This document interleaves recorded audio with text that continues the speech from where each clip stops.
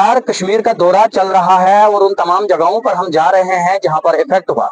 अस्सलाम वालेकुम नाजरीन, मैं आपका मेजबान किफायतुल्लाह से।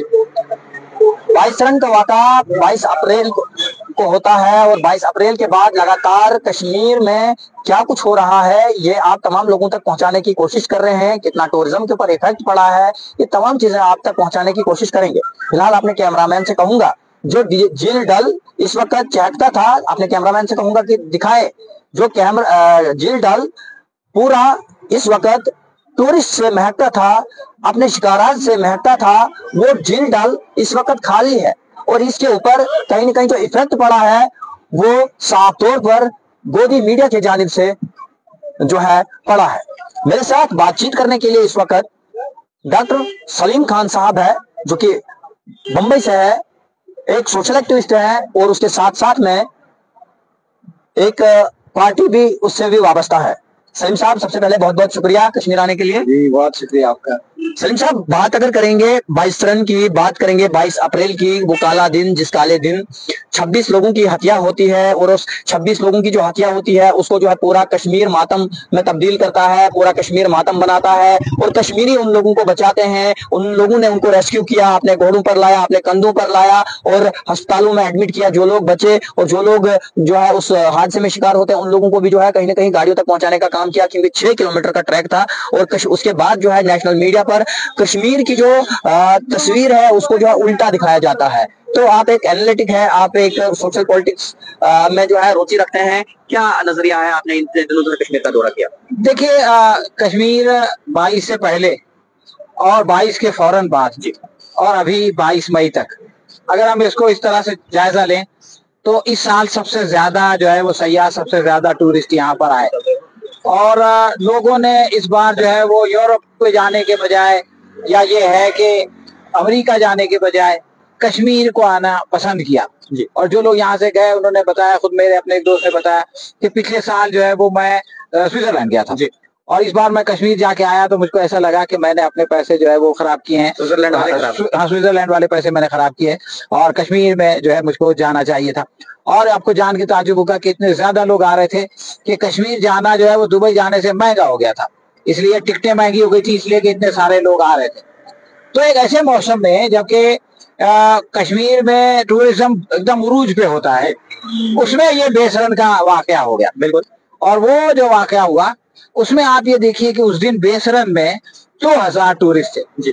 उसमें सिविलियन थे, उसमें फौजी थे, लेकिन जिस आदमी ने उन हमलावरों की, उन दहशत गर्दों की बंदूक को पकड़ा वो आदमी एक शाह था और जिस आदमी ने, जिसकी जिम्मेदारी थी उनको रोकना, वो भी एक शाह था, आदिल शाह ने उस बंदूक को पकड़ा।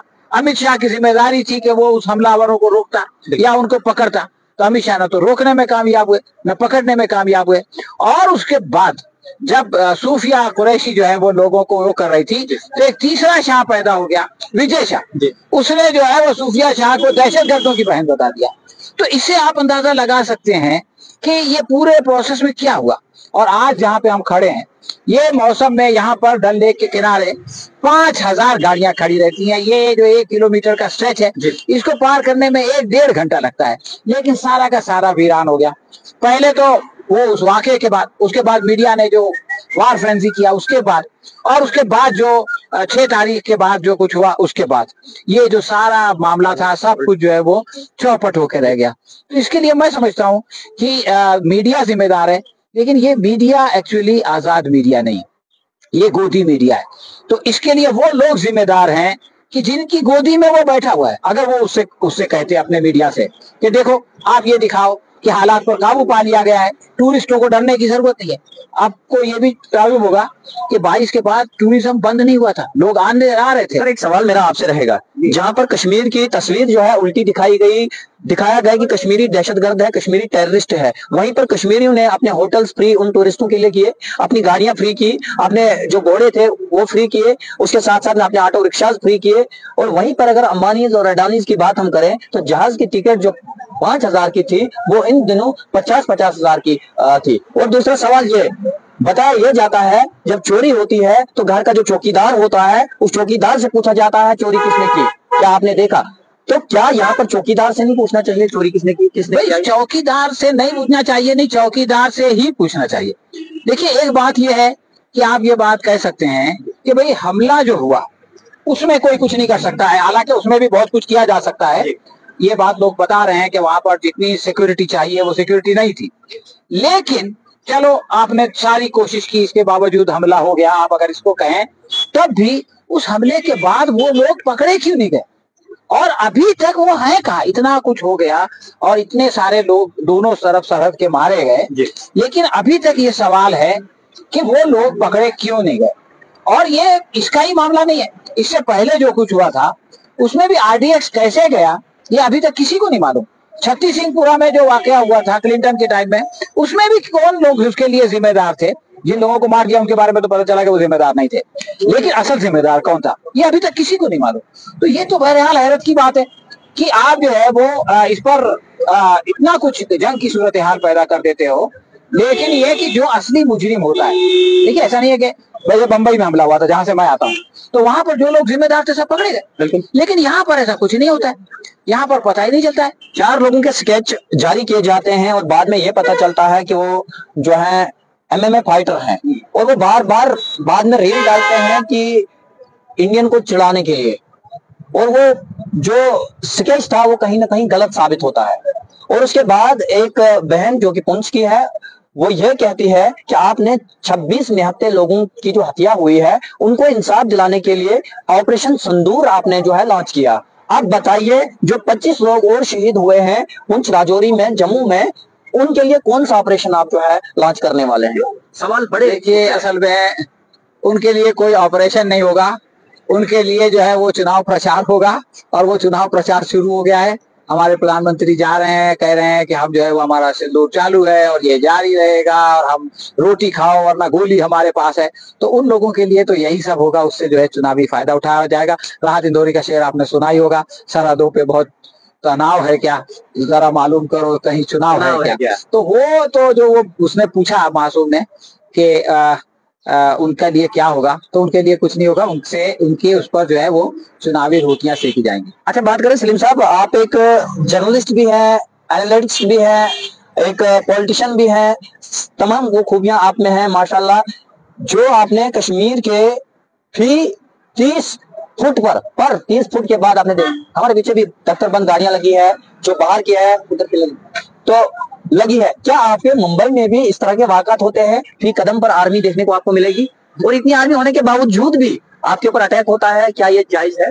देखिए ऐसा है कि मुंबई तो एक जगह है, एक शहर है, मैं पूरे हिंदुस्तान में आता जाता रहता हूँ, और हिंदुस्तान में कहीं भी ऐसा नहीं होता। मणिपुर में जो सूरत हाल बनी वहां पर इस तरह की चीज होने लगी, और लोग बताते हैं नागालैंड वगैरह के कुछ हिस्से में, तो ऐसा कहीं नहीं होता है और ऐसा नहीं होना चाहिए।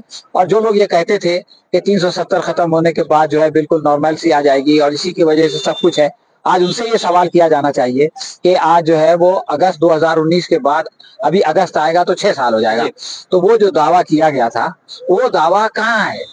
तो जो कुछ करना चाहिए था वो तो किया नहीं, और जो नहीं करना चाहिए थे वो करके अपने आप को मुतमईन करते रहे कि अब सब ठीक हो जाएगा, तो उससे तो कुछ हुआ नहीं। अब ये है कि लोगों को सिक्योरिटी देना, लोगों के अंदर एतमाद पैदा करना, लोगों पे भरोसा करना, और उनकी जो कोशिशें हैं, जो मेहनत है, जो बेसराम के बाद जो उन्होंने जिस तरह से उनकी मदद की, उसको अप्रिशिएट करना, उसकी तारीफ करना, उनको इंकरेज करना, ये वक्त की जरूरत है। विजय शाह ने तो तारीफ की, विजय शाह ने तो तारीफ की, उन्होंने तो जिस बहन ने जो है इतना बड़ा पूरा ये जो है ऑपरेशन सिंदूर संभाला, उसी को लास्ट उन्हीं की बहन को, ये वर्डिंग उनकी है, उन्हीं की बहन को भेजकर उनकी ऐसी की तैसी करवा दी। विजय शाह एक्चुअली देखिए मसला ये है कि जो चीज आपके अंदर है, मेरे अंदर है, इनके अंदर है, ये किसी न किसी तरह बाहर आ जाती।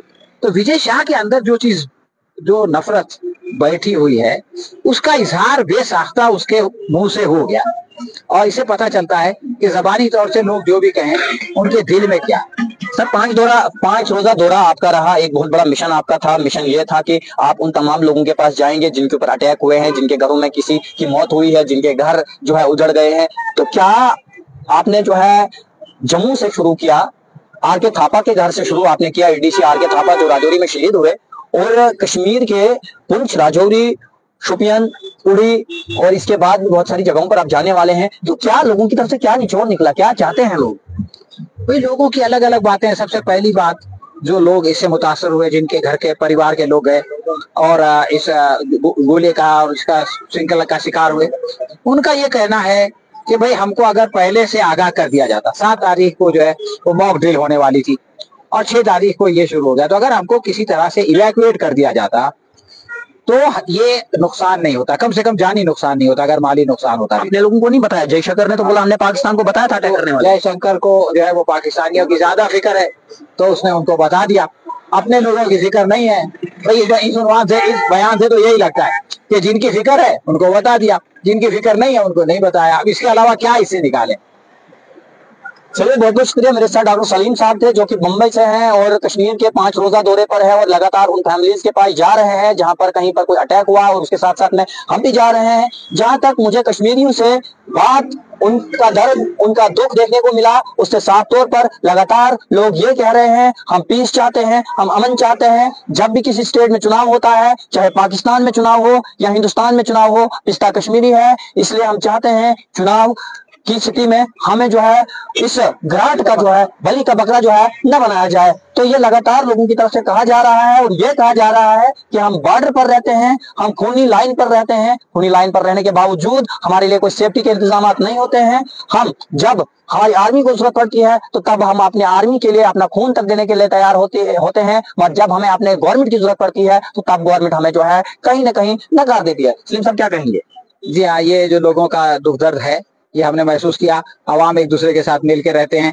ये जो कुछ मीडिया दिखाता है वो मामला नहीं है, और मीडिया जो है वो यहाँ आता नहीं है। हमने कई ऐसे गांव देखे जो बड़े बड़े गांव हैं जिसमें हजारों लोग रहते हैं, मुसलमान रहते हैं, वहाँ 1-2 दुकान, 1-2 घर हिंदुओं के हैं, उनमें कोई मसला नहीं, वो सब मिलजुल के रहते हैं। सिखों के साथ, उनके साथ भी यही मामला है। तो अवाम मिलजुल के रहना चाहती है, अवाम जंग नहीं चाहती।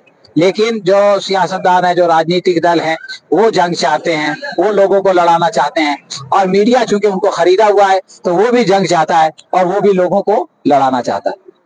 तो चलिए, बहुत बहुत शुक्रिया। मेरे साथ सलीम साहब थे, इनके साथ हमारी खुसूसी बातचीत हुई। जो कश्मीरियत का दर्द था, जो कश्मीरियत की रियलिटी थी, वो हमने आप तक पहुंचाने की कोशिश की।